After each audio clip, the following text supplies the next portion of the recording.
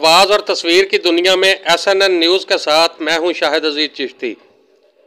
नाजरीन, आपको एक अहम खबर से आगाह करते चले कि रावलपिंडी में पाकिस्तान और न्यूजीलैंड की क्रिकेट टीमों के दरमियान खेले जाने वाला पहला एक रोज़ा मैच आगाज से चंद घंटे पहले ही मनसूख कर दिया गया और न्यूजीलैंड क्रिकेट टीम ने सिक्योरिटी खदशात के वजह से दौरा पाकिस्तान जारी न रखने का ऐलान कर दिया।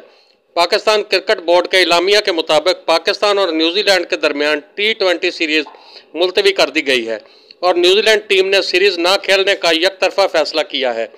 इलामिया में मजीद कहा गया है कि हुकूमत पाकिस्तान ने मेहमान टीम की सिक्योरिटी के लिए फुल प्रूफ इंतजाम किए थे। वज़ीर आज़म इमरान खान ने इस सिलसिला में न्यूजीलैंड के वज़ीर आज़म से बात की, मगर उन्होंने कहा कि हमें खिलाड़ियों की ज़िंदगियाँ सबसे अजीज़ हैं। दुनिया भर के शायकीन क्रिकेट को आखिरी लम्हे मैच मनसूखी की खबर सुनकर मायूसी होगी।